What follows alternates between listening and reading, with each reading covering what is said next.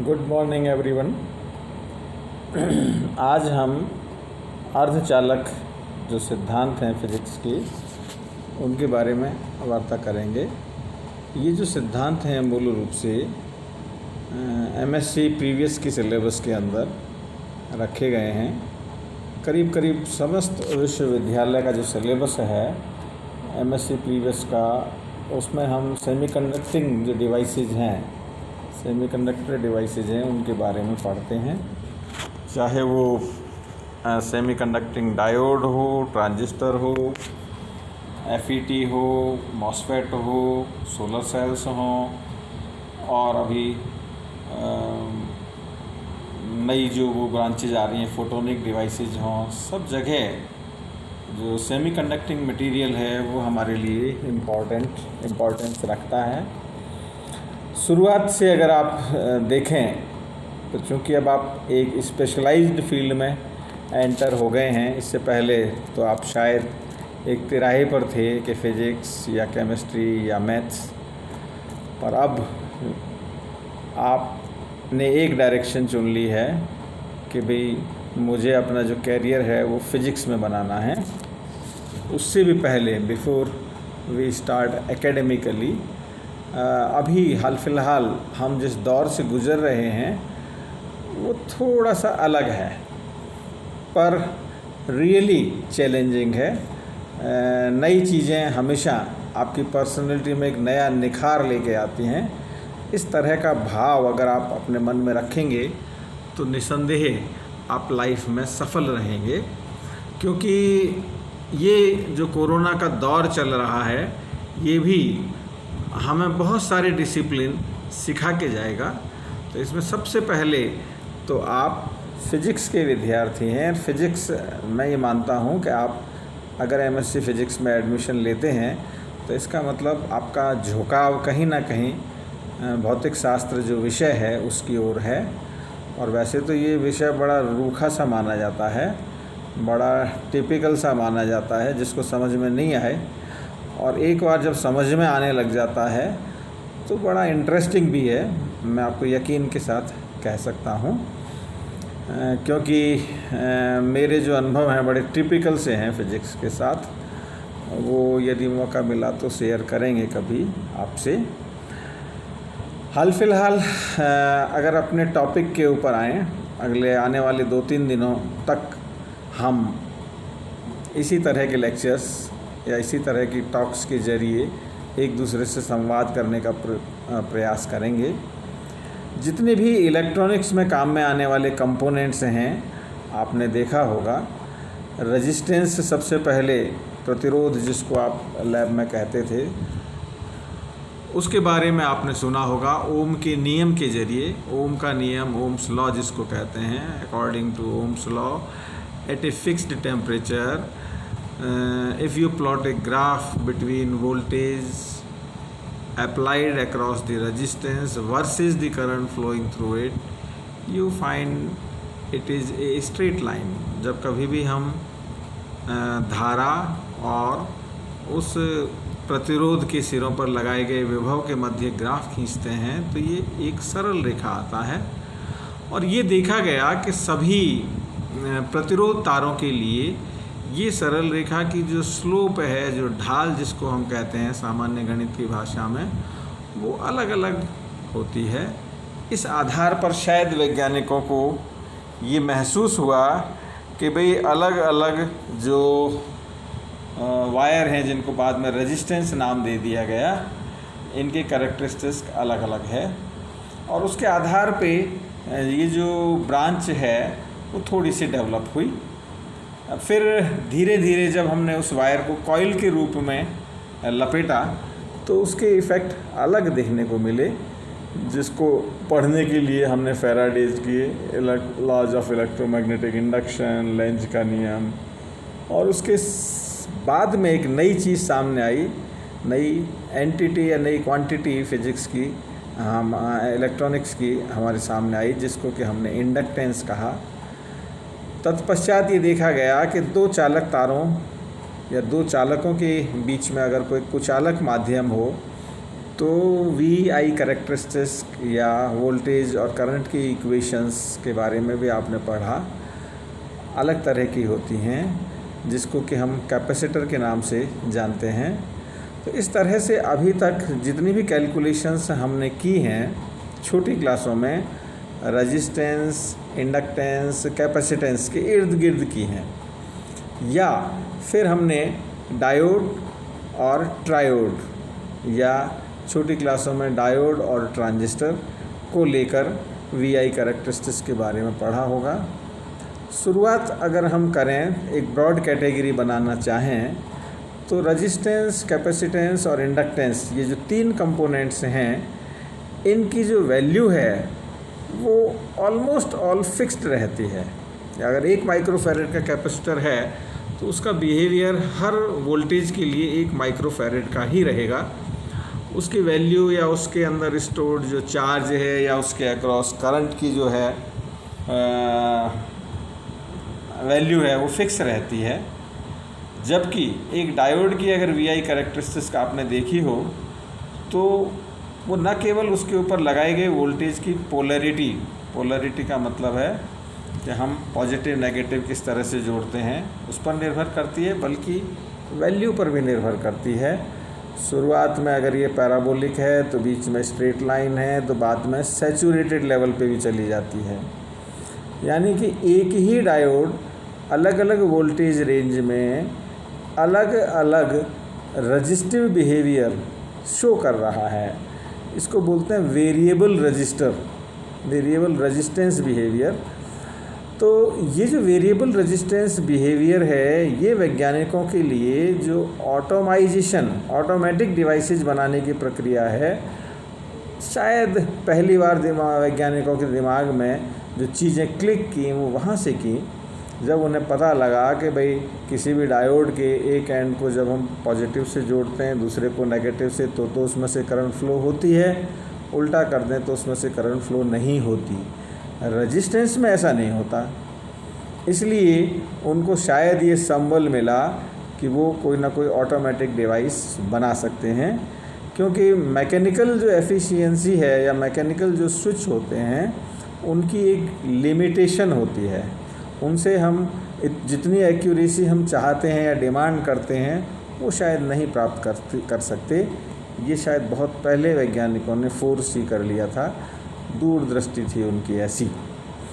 इसीलिए शुरुआत की जो इलेक्ट्रॉनिक्स है वो बहुत ज़्यादा प्रगति नहीं कर पाई, क्योंकि शुरुआत में जो हम डायोड और ट्रायोड काम में लेते थे वो शायद आप लोगों ने देखे भी नहीं होंगे। वो एक तो बहुत बल्की थे, दूसरा ये है कि उनकी कॉस्ट बहुत ज़्यादा आती थी। उनको ऑपरेट करने के लिए जो वोल्टेज हमें चाहिए होता था वो बहुत ज़्यादा होता था। सीधे और सरल शब्दों में अगर आप समझना चाहें तो यदि आप में से किसी के घर में रेडियो रखा हो पुराना, जो शायद ऑन होने में भी बहुत ज़्यादा समय लेता था, और अगर पुराना टीवी हो तो बहुत भारी होता था और ऑन होने में बहुत समय लेता था, और शायद उसमें पिक्चर भी ब्लैक एंड वाइट ही आती थी, तो वो इतना भारी, इतना बल्कि, इतने कम फंक्शन वाला इसलिए था कि उसके अंदर हमने डायोड्स और ट्रायोड्स इस तरह की चीज़ें काम में ली हुई थी। यानी कि वो ट्यूब बेस्ड था, इसीलिए उसका नाम ही ट्यूब था, ट्यूब बेस्ड टेलीविज़न था। अब जो टेलीविज़न आ रहे हैं इनकी तुलना अगर आप उनसे करेंगे, या अब जो ट्रांजिस्टर आ रहे हैं या रेडियो आ रहे हैं, रेडियो डिवाइसेज आ रही हैं, इनकी तुलना अगर आप पुरानी डिवाइसेज से करेंगे तो आप पाएंगे कि इनकी न केवल कॉस्ट कम हो गई है, साइज़ भी बहुत कम हो गई है, और जो ऑपरेटिंग फंक्शंस हैं, ऑपरेटिंग फैसिलिटीज़ हैं, वो बहुत ज़्यादा इनमें इम्प्रूव होके आई हैं। उसका सीधा सा और सरल सा रीज़न ये है कि पहले जो हम इलेक्ट्रॉनिक डिवाइसेस को बनाने के लिए कंपोनेंट्स काम में लेते थे, वो उन कंपोनेंट्स की तुलना में आजकल जो कंपोनेंट्स काम में लिए जाते हैं वो बहुत छोटे होते हैं।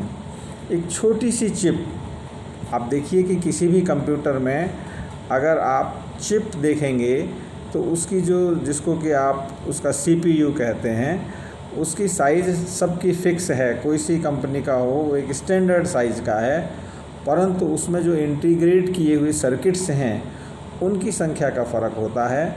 जहाँ तक मटेरियल की बात है, सबके द्वारा काम में लिया गया इलेक्ट्रॉनिक सेमीकंडक्टिंग मटेरियल की मात्रा सेम है, पर उस सेमीकंडक्टिंग मटेरियल की मात्रा में जो डिवाइस उन्होंने डिज़ाइन की है, जो सर्किट इंटीग्रेट किया है, उन सर्किट्स की संख्या अलग अलग है और वो इतने फूल प्रूफ हैं, इतने ज़्यादा करंट, इतने ज़्यादा कैलकुलेटिव हैं कि हमारे को उनकी यूटिलिटी, उनकी उपयोगिता ज़्यादा नज़र आती है। और शायद इसी कंपटीशन की वजह से ये जो ब्रांच है आज सबसे ज़्यादा पॉपुलराइज हो रही है।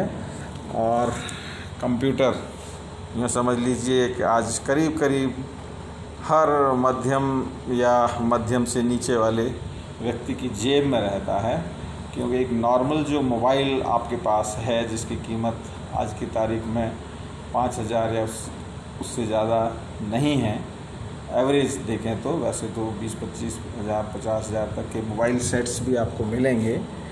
उससे आप वो सारे फंक्शन, वो सारी कैलकुलेशंस, वो सारी एक्टिविटीज़ कर सकते हैं जो आज से 20 साल पहले मात्र बहुत बड़े बड़े बिग साइज़ के कंप्यूटर्स के द्वारा किया करते थे।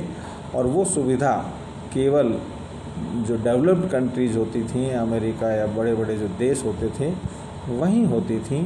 और आज आप देखेंगे कि छोटे से गांव के अंदर भी मोबाइल और डेटा सिग्नल अगर आ रहा है तो वो व्यक्ति न केवल पूरे विश्व से जुड़ा हुआ है, पूरे विश्व तक अपनी बात पहुंचा सकता है, वहां से रिसीव कर सकता है। और यूँ समझ लीजिए कि कंप्यूटर उसके पॉकेट में है, सारी चीज़ें उसमें इंस्टॉल हैं। जितनी भी एक्टिविटी आप एक नॉर्मल लैपटॉप या कंप्यूटर पे करते हैं वो सब आजकल आप मोबाइल के अंदर कर सकते हैं। तो ये जो यूज़र फ्रेंडली डिवाइसेस बनी हैं इलेक्ट्रॉनिक्स के अंदर, उसके लिए मिनिएचराइजेशन ऑफ द कंपोनेंट ये बड़ा इम्पॉर्टेंट रोल रहा है। और उसी की शुरुआत यहाँ से हुई है सेमीकंडक्टर फिजिक्स से, क्योंकि उससे पहले की इलेक्ट्रॉनिक्स अगर आप देखें, आज से 50 साल पहले की अगर आप इलेक्ट्रॉनिक्स की बात करें तो बहुत बोरिंग हुआ करती थी, इतनी पॉपुलराइज नहीं हो पाई। उसका सिंपल सा रीज़न था कि जो कंपोनेंट्स थे वो बल्की थे, हैवी थे और उनको इंटीग्रेट करने की टेक्निक लोगों के पास नहीं थी। जब वो टेक्निक नहीं थी तो जो सर्किट बनता था वो बहुत बड़ा बनता था, इसलिए वो सक्सेसफुल नहीं होता था। अगर आप शुरुआत के फर्स्ट जनरेशन के अगर आप कंप्यूटर्स की कभी हिस्ट्री पढ़ेंगे, देखेंगे, तो उनकी साइज़ इतनी बड़ी होती थी और उनके द्वारा परफॉर्म किए गए ऑपरेशंस इतने कम होते थे कि लोगों को एक तरह से वो हंसी के पात्र रह गए कि भाई इतने सारे फंक्शन करने के लिए अगर हमने इतने सारे सर्किट्स बना के एक सिंपल जोड़ बाकी गुणा भाग अगर कर भी लिया तो वो पॉपुलराइज नहीं हो पाए। पर जब ये सेमीकंडक्टर्स की जो ब्रांच है खुल गई, इसके बारे में लोगों को ज्ञान हुआ, इसके आधार पे सर्किट्स इंटीग्रेट होने लग गए, तब ये ब्रांच इतनी पॉपुलराइज हो गई कि आज हम ऑलमोस्ट 6 महीने के बाद जो भी मार्केट के अंदर मॉडल होता है, चाहे वो मोबाइल का हो, चाहे किसी और इलेक्ट्रॉनिक इंस्ट्रूमेंट का हो, तो उसको कंपनियां रिप्लेस कर देती हैं। मतलब उसी साइज़ के अंदर, उसी कॉस्ट के अंदर, उसी मटेरियल के अंदर इतने सारे फंक्शंस और इंट्रोड्यूस कर देती हैं कि कस्टमर बाध्य हो जाता है उस डिवाइस को बदलने के लिए। तो ये एक महत्वपूर्ण एस्पेक्ट है कि हम जो भी डिज़ाइन कर रहे हैं इंस्ट्रूमेंट्स, वो यूज़र फ्रेंडली होते जा रहे हैं। उसको उनको जो नॉन साइंटिफिक कैटेगरी के लोग हैं वो भी बड़ी आसानी से समझ रहे हैं और यूज कर रहे हैं। तो ये पॉपुलैरिटी का सबसे बड़ा रीज़न है। इसकी अगर हिस्ट्री में जाएं, जहाँ पे हम थे, एक्टिव और पैसिव कंपोनेंट्स के बारे में हमने बात की। इसी तरह से अगर पदार्थों की जो चालकता के आधार पे हम वर्गीकरण करें तो 2 तरह के पदार्थ हमारे पास होते हैं, चालक और कुचालक। हम धारा की चालकता के बारे में बात कर रहे हैं। ये जो वैल्यूज़ हैं ये रजिस्टिविटी वैल्यूज़ हैं। अलग अलग पदार्थों की। ग्लास और क्वार्ट्ज यहाँ पे प्रदर्शित हैं, सिलिकॉन जर्मेनियम बीच में है, ऊपर सिल्वर गोल्ड और कार्बन है।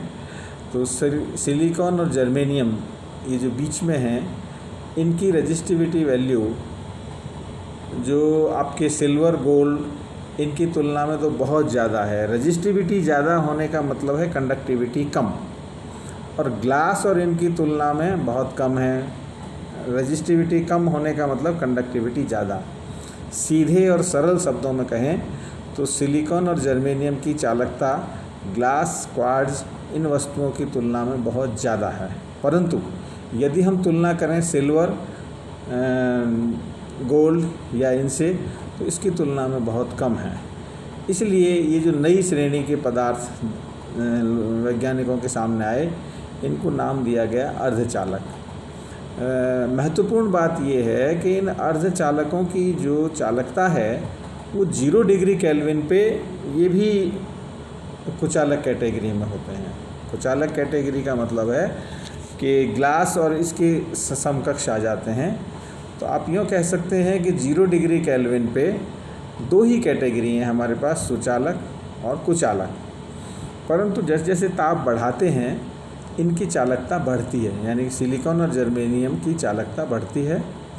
अब इसकी व्याख्या के लिए हमें जो बैंड थ्योरी है मटेरियल्स की, बैंड संरचना, उसके ऊपर जाना पड़ता है। बैंड संरचना क्या है? आपने पढ़ा होगा, किसी भी ठोस के अंदर जो परमाणु हैं एक रेगुलर इंटरवल के बाद रखे हुए हैं, क्रमबद्ध तरीके से जमाए हुए हैं। जैसे सोडियम क्लोराइड के अंदर सोडियम एटम और क्लोरीन एटम, इनके बीच की दूरी फिक्स है, आप कहीं पे भी चले जाइए वो चेंज नहीं होती, एक नेचुरल प्रोसेस है।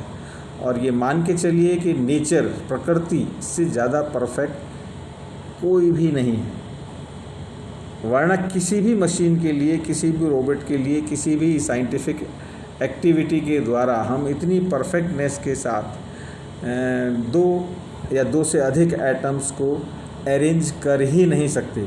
इस तरह का पीरियडिक अरेंजमेंट मैनुअली पॉसिबल ही नहीं है। ये तो नेचर है, और हम सब जितने भी वैज्ञानिक मॉडल्स हैं उनकी मदद से इस रेगुलर अरेंजमेंट को बेसिकली समझने का प्रयास कर रहे हैं।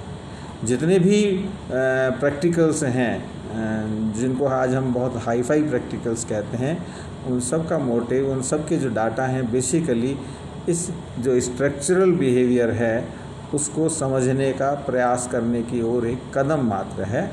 और हम बहुत सारी चीज़ें तो समझ पाए हैं, और बहुत सारी चीज़ तो प्रकृति की जो है वो हम समझ भी नहीं पाए, ये भी एक कटु सत्य है। रेजिस्टिविटी के आधार पे हमने 3 भागों में बांट दिया। अब बैंड संरचना के आधार पे हमने कहा कि 0 डिग्री केल्विन के ऊपर तो ये पूर्णतः कुचालक हैं, पर जैसे जैसे टेम्परेचर बढ़ाया जाता है तो कुछ जो इलेक्ट्रॉन्स हैं वो वैलेंस बैंड को छोड़ के चालन बैंड में चले जाते हैं, जिसके कारण ताप बढ़ाने से अर्धचालकों की जो चालकता है वो बढ़ती है। जो अर्धचालक हैं जिसमें सबसे पॉपुलर हैं आपके सिलिकॉन और जर्मेनियम, इनके आउटर मोस्ट ऑर्बिट में 4 इलेक्ट्रॉन्स होते हैं।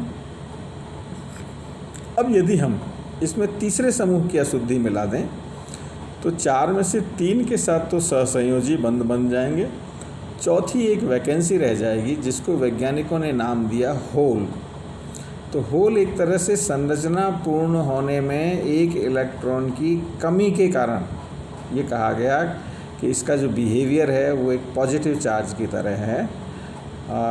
वास्तव में ये कोई पॉजिटिव चार्ज वाला कोई पार्टिकल नहीं है, जैसे कि प्रोटॉन होता है, उस तरह की कोई चीज़ नहीं है। That is not to be confused with this कि भाई इलेक्ट्रॉन के ऊपर तो नेगेटिव चार्ज है और होल के ऊपर पॉजिटिव चार्ज है। पर इसकी उत्पत्ति की जो थ्योरी है वो अलग है, और इलेक्ट्रॉन्स तो बेसिकली हर एटम के अंदर होते हैं। इसका तात्पर्य ये कतई नहीं है कि भाई होल्स भी एटम के पार्ट्स हैं, ऐसा कुछ भी नहीं है। हाँ, ये स्ट्रक्चर की कमी, स्ट्रक्चर को की पूर्णता में एक इलेक्ट्रॉन की कमी को वैज्ञानिकों ने सरलता से विषय को समझने के लिए यूँ कह लीजिए होल की उत्पत्ति कहा, जो लेटर ऑन प्रूव भी हुई पार्टिकल फिजिक्स के सिद्धांतों के द्वारा।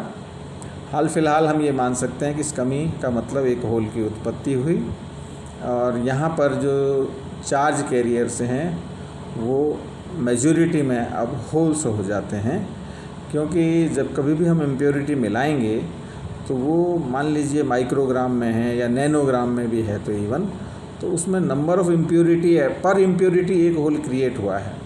अगर आप कैलकुलेट करेंगे तो एक माइक्रोग्राम इम्प्योरिटी मिलाने से भी जो नंबर ऑफ़ इम्प्योरिटी एटम्स हैं वो बहुत ज़्यादा होंगे, और ऐसे केस में इसकी चालकता में वृद्धि भी बहुत ज़्यादा होगी।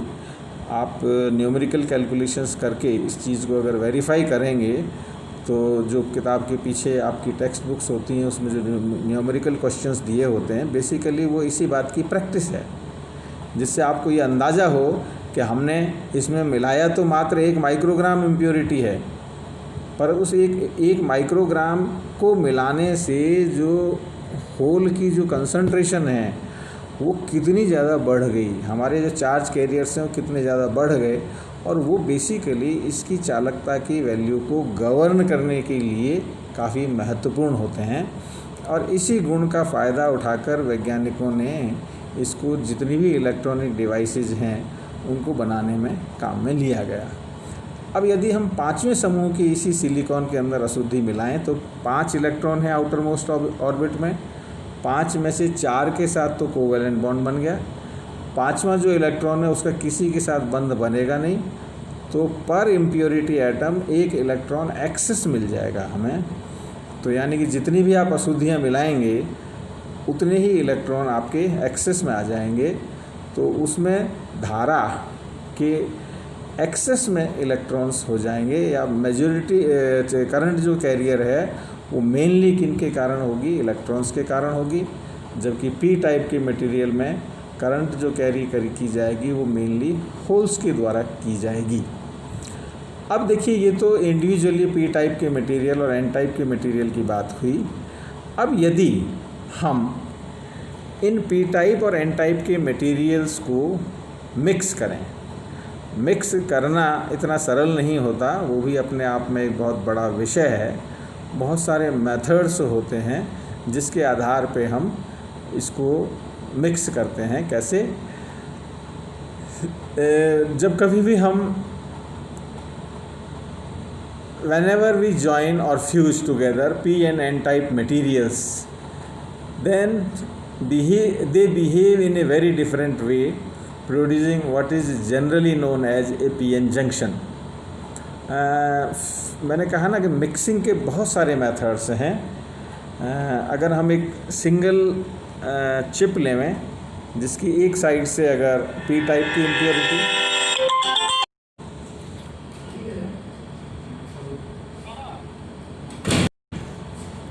एक साइड से पी टाइप की इम्प्योरिटी, दूसरी साइड से अगर एन टाइप की इम्प्योरिटी करेंगे तो बीच में एक डिप्लीशन लेयर क्रिएट होती है जिसको कि हम पीएन जंक्शन कहते हैं।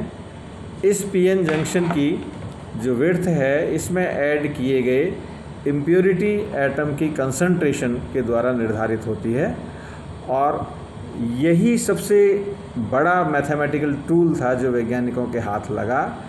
ये पाया गया कि हम इस डिप्लीशन लेयर की विड्थ को चेंज करके बड़ी आसानी से पदार्थ के इलेक्ट्रॉनिक गुणों में परिवर्तन कर सकते हैं, और अलग अलग आवश्यकता के अनुसार इसी का प्रयोग करके वैज्ञानिकों ने जो बहुत सारी इलेक्ट्रॉनिक डिवाइसेज हैं वो बनाई। और एक बार जब ये चीज़, ये एक्सपर्टीज़ यूँ कह लीजिए वैज्ञानिकों के हाथ लगी, तो उन्होंने तो हमारी ये जो ब्रांच है फिज़िक्स की उसका विकास बड़ी आसानी से हुआ। नेक्स्ट लेक्चर में हम इस जो टेलरिंग कैपेसिटी है जो वैज्ञानिकों को मिली इस तरह की इम्प्योरिटीज़ को ऐड करने से, उसके बारे में और डिटेल से पढ़ेंगे। आज हम यहीं पे रुकते हैं। Thank you.